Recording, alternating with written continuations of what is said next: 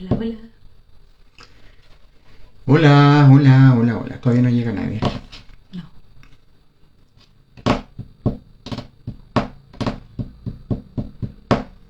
Por ahí están llegando. Hola, ¿qué tal? Buenas noches. Hola, hola. ¿Se escucha? ¿Se escucha bien? Parece. A ver, sí, prueba tú. Sí, sí se escucha.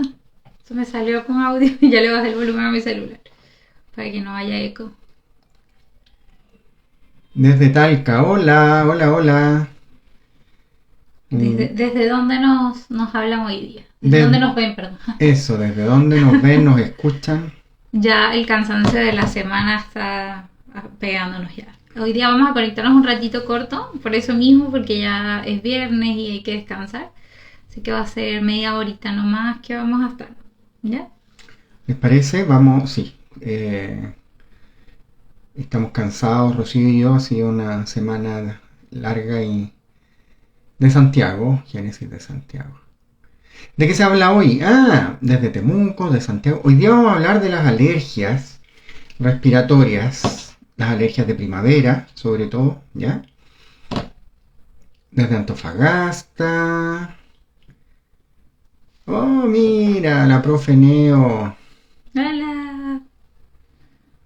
Bacán, la profe Neo, muy buena, muy buen material que sube. Seca. Sí. Sí. Saludos de vuelta. Desde Viña, muy bien, oye, desde todo Chile.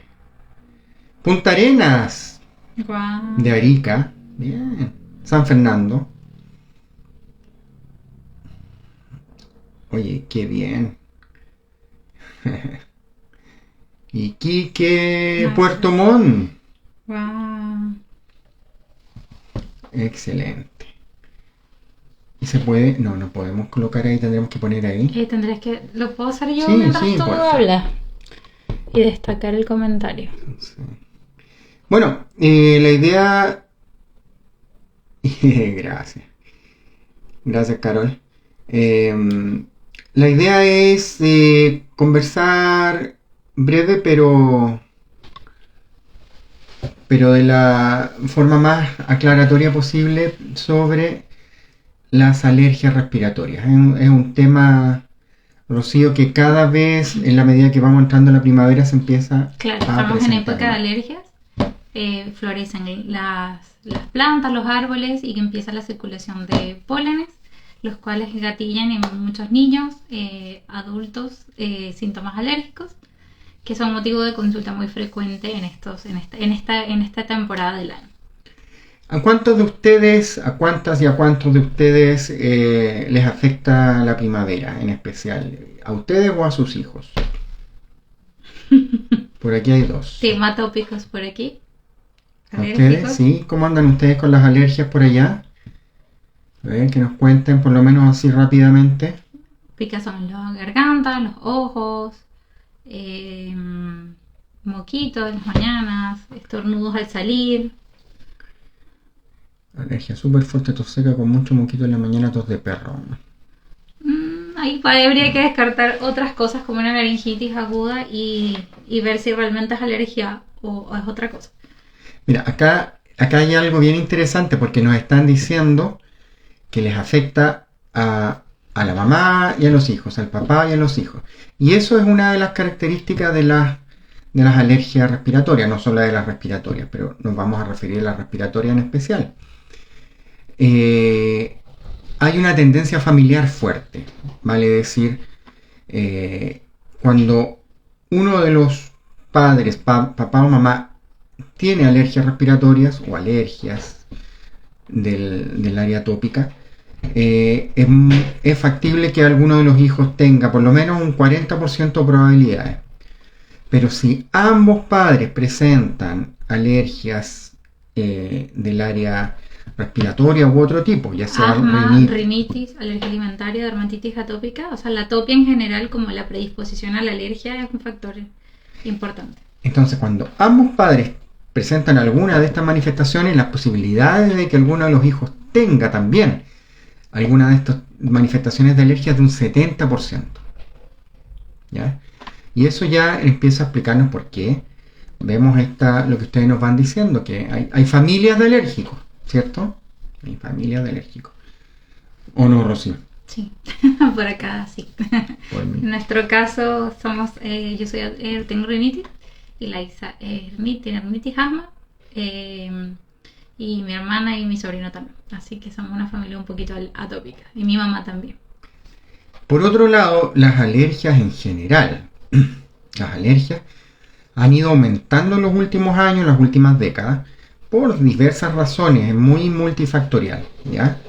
Se plantea que la contaminación ambiental tiene un rol, se plantea que la falta de contacto en la niñez con la falta de ensuciarse, la falta, un ambiente demasiado limpio en niños que son predispuestos va a favorecer la alergia. Por eso un poco que se ve, por ejemplo, más alergia en ambiente de ciudad que en ambiente de campo, en general, ¿ya? El punto es que han ido en aumento definitivamente las alergias en los últimos años, y cuando hablamos de rinitis alérgica, hay cifras que hablan de un 30-40%, depende de dónde se evalúen, de rinitis alérgica en la población infantil, ¿ya? Lo cual, imagínense ustedes, mucho. Es por lo menos 1 de cada 3 niños que presenta síntomas de rinitis alérgica. Y habitualmente esta rinitis alérgica, que se caracteriza por, ya lo decía recién Rocío, pero como se han ido incorporando más, ¿cuáles eran las características, Rocío? Bueno, al exponernos en el ambiente afuera, podemos presentar picor en los ojos, sensación como de sequedad o lagrimeo, picor en la nariz, en la garganta, puede haber un poco de tos y congestión nasal. En general, esos son como los síntomas más predominantes. Los estornudos, que acompañan ciertos salvas de estornudos, 1, 2, 3, ¿cuántas veces? Y esto se puede manifestar tanto en forma estacional, ¿cierto? Como pasa en la primavera, muy relacionado con los pólenes, ¿ya? Pero también se puede presentar en forma persistente en el año, cuando lo que predominan son las alergias a los alérgenos intradomiciliarios, y dentro de los cuales el ácaro del polvo de habitación, ¿ya? Porque la tierra en el campo en especial nos puede irritar un poco, pero no contiene ácaro del polvo, es el polvo de habitación, ¿cierto? Y también algunos hongos, mohos microscópicos que se pueden desarrollar en ambientes domiciliarios húmedos. También, lamentablemente, pero no son tan frecuentes, las caspas de animales. Sí, caspa de perro, de gato, de conejo. Habitualmente son como los 3 animalitos que más frecuentemente hay en las casas. Y usualmente los que más tienen como capacidad de generar respuesta alérgica es la saliva y la caspa. Pero en general, como la rinitis, son estas personas que están en contacto con un gatito o un perrito y empiezan a estornudar, empiezan a aparecer todos estos síntomas que acabo de mencionar. Incluso hay personas que tienen alergias un poco más fuertes y pueden desencadenar dificultad respiratoria, si son asmáticas, desencadenar una crisis asmática. Estos alergenos que están dentro de la casa por tener mascotas o ir a visitar a alguien que tenga una mascota.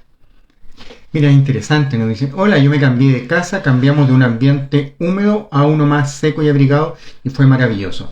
Claro, cuando los hongos, los mohos intradomiciliarios están actuando como un alérgeno, vale decir, gatillando esta inflamación de las vías respiratorias, sobre todo nasales y la garganta y los ojos, el ambiente húmedo nos hace pésimo, ¿ya? Por lo tanto, en esos casos, cambiar a un ambiente seco favorece mucho. Entonces, tenemos, resumiendo lo que hemos hablado hasta ahora, las alergias respiratorias, rinitis, conjuntivitis, que tienen una alta frecuencia o prevalencia, ¿cierto? Dijimos 1 de cada 3 más o menos, incluso puede ser más, personas o niños, y que han ido en aumento en el último tiempo, en los últimos años. Tenemos una reacción inflamatoria que se caracteriza por picazón o picor en la nariz, estornudo frecuente, moco, congestión, picazón en los ojos. Tos también. Puede haber tos, sensación de garganta rasposa o picazón en la Sin garganta. fiebre, sin malestar, sin decaimiento. Los síntomas de la alergia se caracterizan por ser como bien localizados y no acompañarse de síntomas generales, y eso nos puede ayudar a diferenciar de un resfriado. Pasa y que a veces llegan pacientes como a control y te dicen es que pasa resfriado, y es un niño que solo tiene congestión en las mañanas, en las noches, puede incluso haber ronquidos en las noches, cuando sale al exterior empeoran estos síntomas, y no son resfríos porque no hay fiebre, no hay malestar, no hay decaimiento, no hay alteración del apetito ni del estado general, sino que son como síntomas intermitentes de congestión. ¿Okay? Entonces, congestión, estornudos, ¿ok? Entonces, siempre es importante esclarecer que los síntomas de alergia no suelen acompañarse de síntomas generales como fiebre, malestar, decaimiento, dolor de garganta como intenso, o igual puede doler un poco la garganta, porque cuando uno tiene mucha alergia, a mí me pasa, me pasa y puedo tener un poco de dolor de garganta, sensación como de picor, como de garganta seca, y puede haber un poco de molestia, ¿ya? Pero ahí es donde uno tiene que ver como el contexto del paciente y determinar si hay síntomas generales o no y diferenciarlo de un resfriado. Y también dijimos ya que podemos tener síntomas más bien estacionales, primaverales, de polen, y podemos tener síntomas persistentes durante el año relacionados con los alérgenos ambientales intradomiciliarios. Y podemos tener una mezcla también, ¿ya? Y también podemos tener síntomas leves, intermitentes, que no nos afectan mucho o no afectan mucho al niño, si vamos a hablar nosotros orientados al niño, que no lo afectan mucho en el diario vivir, en el dormir, en su quehacer día a día. Síntomas moderados que lo afectan moderadamente y síntomas graves que lo afectan mucho, diariamente, muy frecuentemente. Entonces tenemos, en ese sentido podemos dividir síntomas intermitentes y síntomas persistentes, síntomas leves, moderados y graves. Y en ese esquema es cuando el médico, ya sea, podría ser un médico general que maneje bien el tema, pediatra, médico familiar, otorrino, inmunólogo, broncopulmonar. En realidad, imagínense, uno de cada 3 niños, en realidad no da para que solo la vea una especialidad o un solo profesional. Va a orientar el tratamiento, ¿ya? Tal como Rocío mencionó recién, y lo vuelvo a repetir porque van entrando y saliendo gente, una de las características que se tiende a repetir cuando uno va a hacer el diagnóstico es que, para diferenciar de un resfrío, es que no afecta, no hay decaimiento, no hay fiebre, y es más fácil hacer la diferenciación cuando estamos fuera de la época de invierno y cuando los niños, sobre todo los más pequeños, no están en el jardín o la sala cuna. Cuando están en el jardín, esa la cuna, es difícil hacer esa diferencia si es que no viene de antes, claro, con los síntomas. Y pasa que igual los bebés están como exponiéndose a virus y hacen cuadros respiratorios que a veces son súper leves, que es un poco de malestar, sin fiebre y harta congestión. Y pueden estar como congestionados varios días y eso autolimitarse. Y puede que un bebé con rinitis alérgica va al jardín y está expuesto a cuadros respiratorios recurrentes, por ende es más difícil que se controle como el síntoma de la congestión, ¿ya? Entonces son bebés que pueden enfermarse igual, que pueden tener o asma asociada u otras enfermedades respiratorias y pueden resfriarse como cualquier persona. Entonces, usualmente cuando el bebé o las personas alérgicas, ¿no? Tenemos una inflamación ya basal, que no es lo mismo que una persona o un niño que no la tenga. Entonces este paciente está como aquí y al venir un virus respiratorio se inflama más, se produce más secreción de moco, el moco dura más días, hay más síntomas, puede que hayan síntomas más marcados. Entonces sí puede haber las dos cosas de todas maneras. Y otra cosa que me gustaría o nos gustaría plantear es la edad. La rinitis alérgica, la rinoconjuntivitis alérgica se puede presentar a cualquier edad, pero bajo los 2 años es mucho menos frecuente, ¿ya? Lo primero que hay que plantear bajo los 2 años, frente a una congestión, estornudos, moco, que va frecuentemente y persistentemente, es que sean un resfrío tras otro, un virus tras otro, que es lejos lo más frecuente, ¿ya?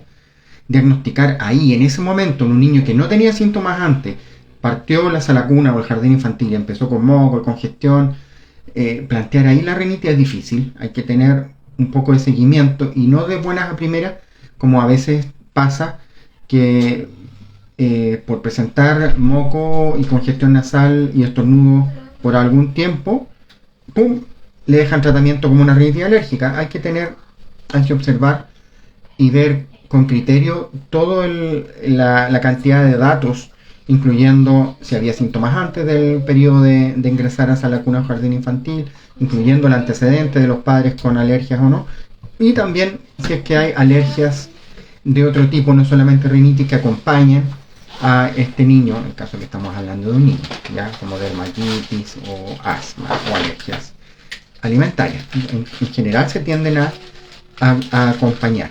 Eso es otro dato importante. Asma y rinitis tienden a coexistir.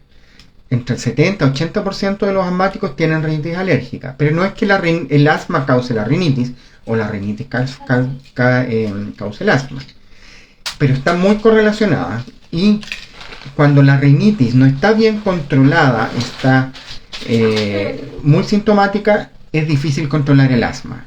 Y por otro lado, hay que tratar las dos. Y si el asma no está bien controlado, la rinitis también. La rinitis tampoco va a ser fácil de controlar. Entonces es importante enfocarnos en el tratamiento de ambos, ¿ya? ¿Puede ponerse de color amarillo el moco en caso de alergia? Sí, sí puede. Se puede, por supuesto. ¿Ya?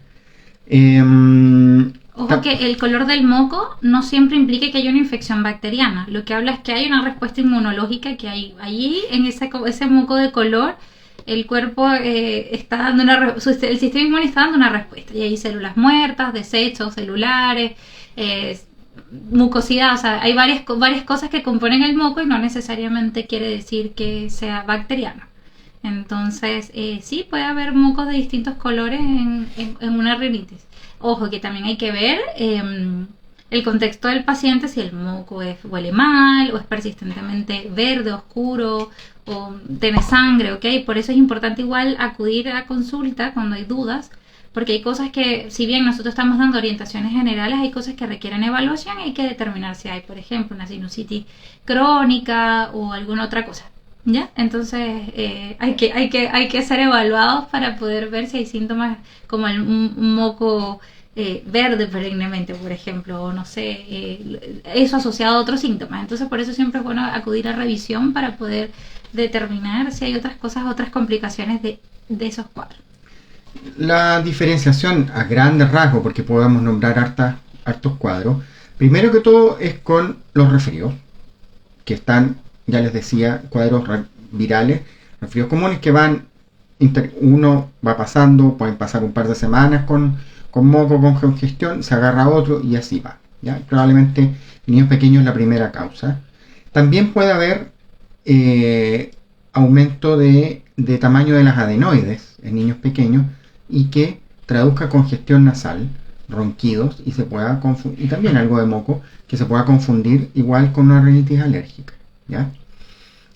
Y eventualmente en niños más pequeños, no tan pequeños, cuando hay congestión y moco de un solo lado, y sobre todo si es moco muy verde y mal olor de un solo lado, por favor, tiene metido algo ahí, ¿ah? Claro, de un solo lado, fétida, muy abundante, puede ser un cuerpo extraño, claro. ¿Ya?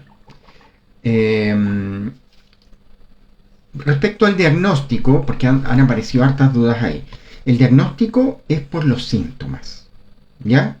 Los síntomas que hemos mencionado. Los exámenes ayudan a confirmar la base alérgica, pero no hacen el diagnóstico. Me explico. Un prick test, que le llaman a veces malamente test cutáneo, porque hay varios test que se realizan en la piel, ¿ya? Uno de ellos, el prick test, es probablemente el más conocido, que se hace una lancetita y se va colocando una gotita. Ayuda a ver cómo está reaccionando el sistema inmune frente a determinados alérgenos, pero no hace el diagnóstico de rinitis alérgica o alergia, ¿ya?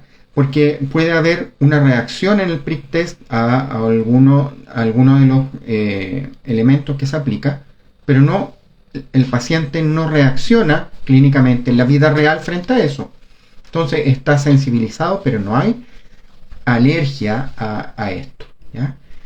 Nos puede ayudar a ver qué tan sensibilizado, qué tan alerta y qué tan nivel de hiperrespuesta al sistema inmune hay frente a determinados alérgenos, ya sean respiratorios, ambientales, eventualmente alimentos, que es mucho menos frecuente la reacción alimentaria para la rinitis.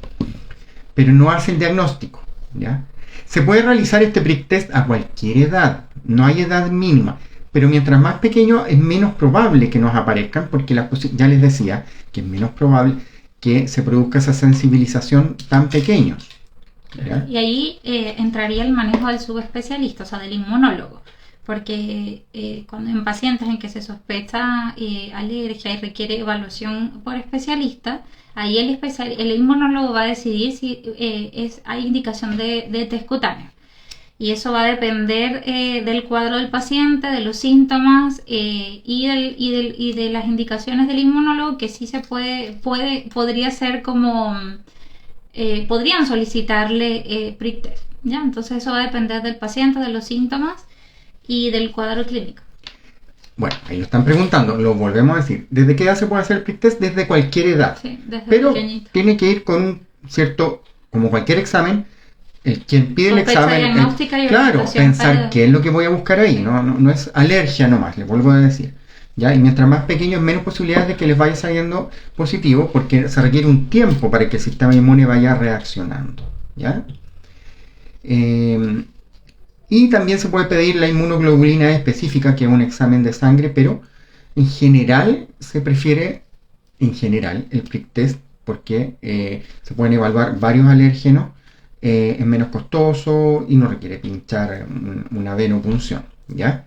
Pero les vuelvo a decir, son exámenes de apoyo, pero no hacen el diagnóstico de alergia o de rinitis alérgica, ese tipo de exámenes, ¿ya?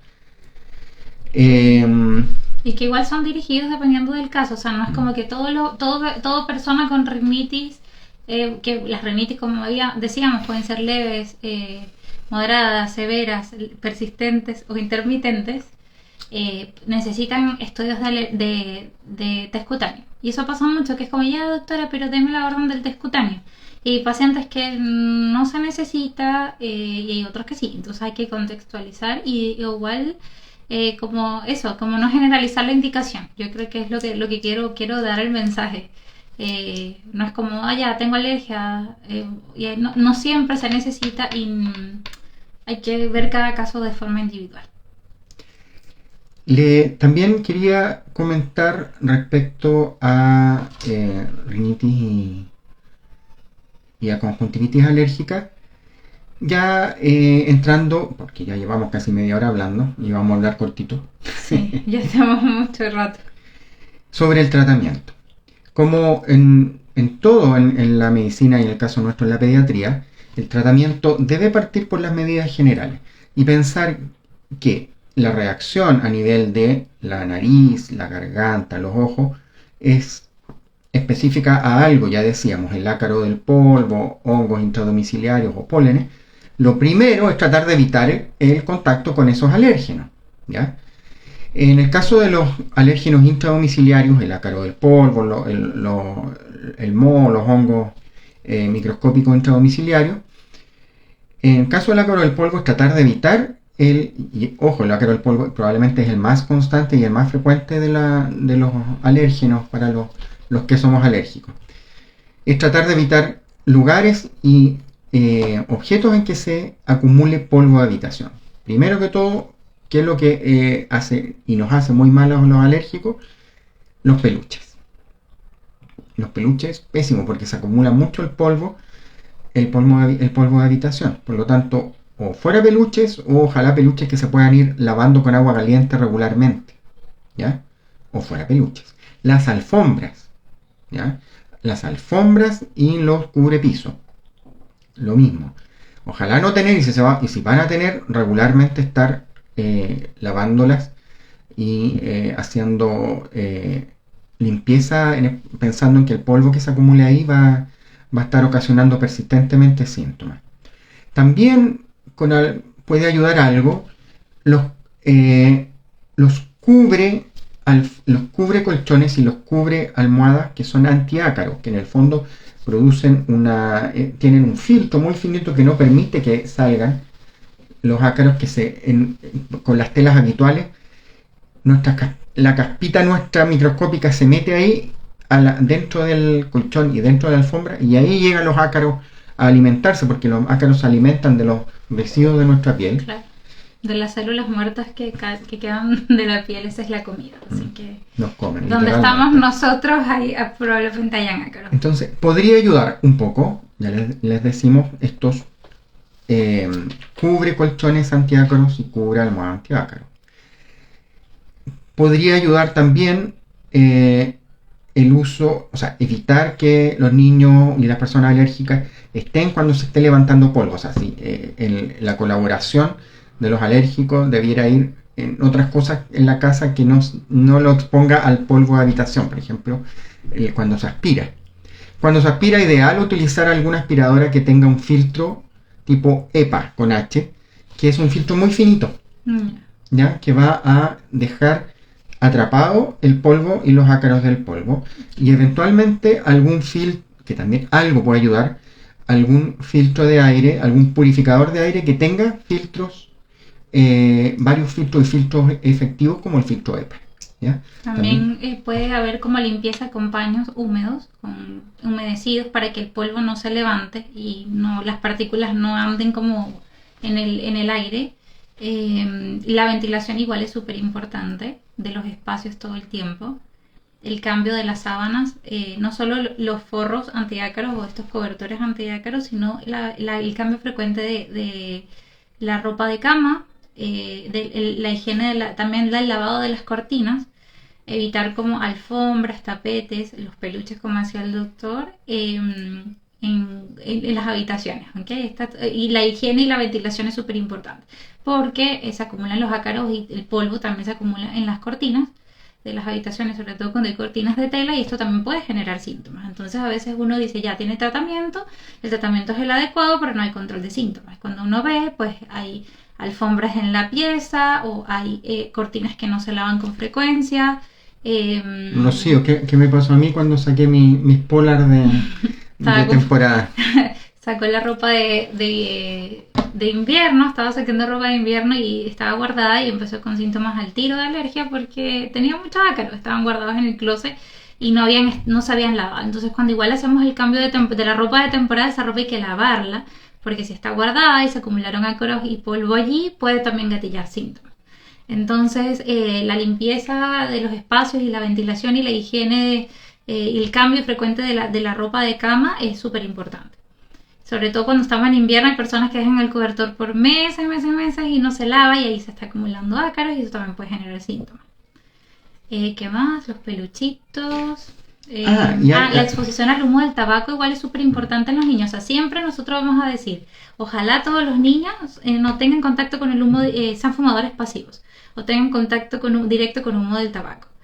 Siempre se recomienda que si hay alguien que tiene el hábito de fumar en la casa, no lo haga dentro de la casa o del auto, porque igual todos los muchos ingredientes que contiene el cigarrillo impregnan el ambiente, se quedan sobre la tela, y eso puede gatillar síntomas, y más si el niño lo inhala. Entonces puede generar inflamación, hay más riesgo de neumonía, de asma, de enfermedades respiratorias alérgicas cuando el niño está expuesto al humo del cigarrillo. Entonces, si alguien fuma en la casa, tienen que fumar fuera, lejos del paciente. Ojalá que no fumara. O sea, o deja de fumar o se va de la casa.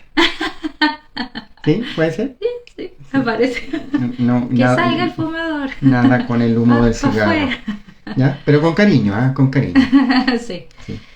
Siempre igual uno trata de explicar, porque igual es importante la información. No es lo mismo un niño que está expuesto al humo del cigarro, este niño tiene más posibilidades de enfermarse que el niño que no. Entonces, y más hay antecedentes de alergia, de asma, de rinitis en la familia. Y si él no hace lo mismo que el tabaco o el incienso, pero igual tampoco se recomienda, porque ese humo puede también irritar la vía respiratoria. Y si, por ejemplo, hay niños asmáticos con mucha alergia, puede gatillar síntomas el humo.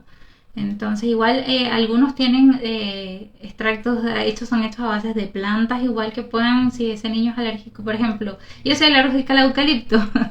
Hay cosas con eucalipto que yo no puedo ocupar, ni aceite, ni cosas que contengan el eucalipto, ni la planta, porque me dan síntomas enseguida. Entonces, yo, por ejemplo, yo no puedo ocupar nada que tenga eucalipto, idealmente, porque me pica los ojos, la nariz, empiezo a estornudar y me congestiono. Entonces, para que se fijen que a veces tenemos cosas en la casa que pueden generar síntomas en nuestros niños y no nos damos cuenta. Y la otra cosa también, todavía pensando en los alérgicos a cosas dentro de la casa, lo que mencionaba esa mamá, digamos, que se cambiaron a un ambiente más seco. También disminuir la humedad, el exceso de humedad dentro va a ayudar. Cuando los alérgenos o lo que desencadena o lo que está generando la rinitis es, por ejemplo, un hongo intradomiciliario, un moho, ¿ya? En ese sentido, el mantener, disminuir el exceso de humedad ambiental también va a ayudar. Sí, y bueno, ahí están preguntando por el Esterimar. El Esterimar es una solución a base de agua de mar. Y bueno, dentro de las medidas generales, el aseo nasal es una medida importante porque ayuda a barrer alergenos de la mucosa, la hidrata, alivia el malestar de la congestión, ayuda a aliviar el dolor de garganta de cuando se irrita la faringe de tanto moco cuando corre por detrás. Entonces es parte del tratamiento y de las medidas generales. Y se puede hacer de varias formas. Bueno, eso hay contenido en los Instagram de ambos sobre el lavado nasal, pero se puede ocupar además, o sea, sos congestión. Por ejemplo, un niño que se congestiona de noche, se puede hacer un lavado nasal con Esterimar, con solución salina. Hay muchísimas soluciones disponibles en el mercado. El Esterimar es súper buena y el aplicador es muy cómodo y tiene un chorro que es un atomizador que ayuda como a barrer mejor el moco que otros productos. En general es súper bueno, sobre todo en niños pequeños, súper efectivo. Y bueno, la típica solución con jeringa también se puede.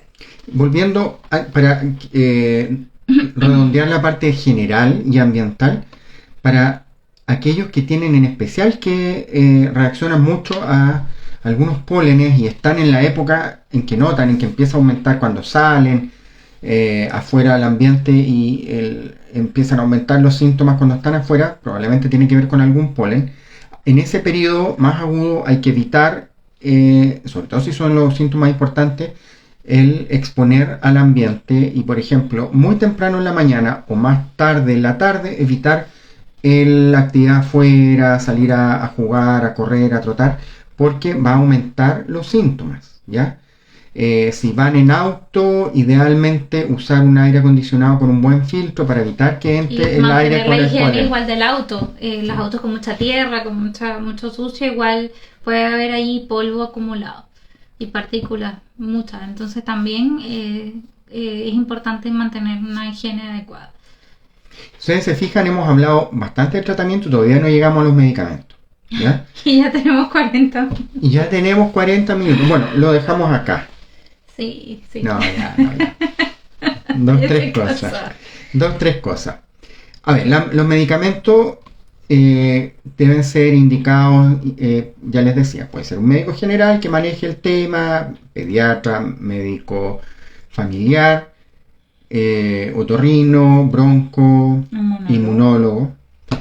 Y después, en realidad, dejar una pauta para que los mismos padres vayan, o al niño ya cuando es más grande, llevando, sobre todo cuando los síntomas son más agudos, tener una opción para partir con tratamiento. En general, el tratamiento medicamentoso consta de los antialérgicos orales, ¿cierto? Y los corticoides inhalados nasales. Y lejos eso es lo más importante, ¿ya? Dentro de los antihistamínicos deben preferirse lejos en pediatría los de segunda generación, vale decir, cetiricina, levocetiricina, loratadina, desloratadina, fexofenadina, rupatadina, ¿ya?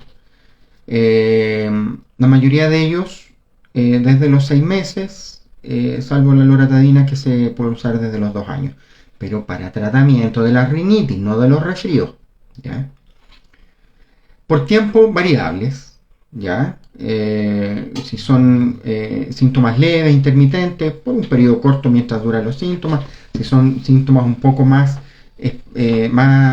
continuados, ya se deben dejar por 2, 4 semanas, 8 semanas, es variable. Y estos pueden ser y los corticoides inhalados nasales, ¿ya? Que se pueden usar en general de los 2 años, ¿ya? Que puede ser mometasona, fluticasona, ciclosanida, otro en general yo diría que mometasona. Acá los más como disponibles son mometasona y fluticasona. Que se pueden usar solos o se pueden usar acompañados de los corticoides, ¿ya? Y existen otras alternativas. En Chile no tenemos en general, bueno, casi no hay antihistamínicos nasales, que son en otros países alternativas.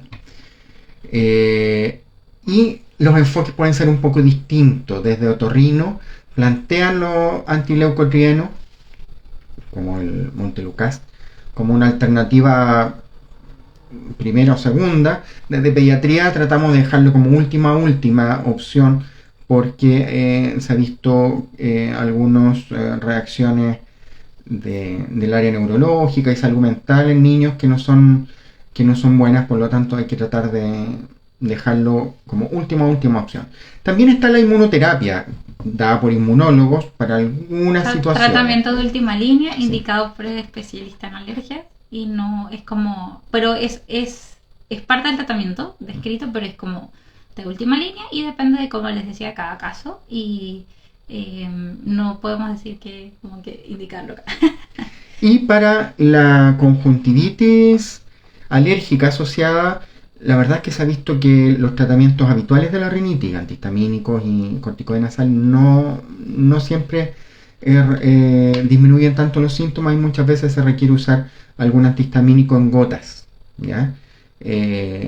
Para aliviar los síntomas. Y eso va a depender, y más o menos ese es el esquema de tratamiento. No vamos a dar el esquema ni dosis tampoco, porque no. Estamos en Instagram. Pero eso es básicamente lo que... La dosis va a depender de la edad, igual de la mayoría de los antihistamínicos de última generación. Entonces, y en no general, es por el peso en general, sino por la edad. Los antihistamínicos de segunda generación, que fueron los que nombramos, se dan por edad, no por peso. No se van aumentando las gotitas según peso, ¿ya? Se van habitualmente de 6 meses a 5 años una dosis, de 6 a 12 es otra, y sobre 12 la misma de adulto, ¿ya? Eso, ¿les parece? Yo creo que hablamos, fue una metralleta. Sí, es algo que igual es orientativo, no representa como una pauta de tratamiento, sino que simplemente estamos como ayudando a que las familias puedan identificar las diferencias entre el resfriado, entre la rinitis, cuáles son las medidas generales, que igual si ustedes sospechan que sus bebés tienen rinitis o tienen ya el diagnóstico, puedan ocupar en casa, que a veces pasa que se pasan por alto en las indicaciones de la consulta. Entonces las medidas generales son súper importantes y ayudan mucho a controlar los síntomas. Y en parte como dar como una pincelada del tratamiento.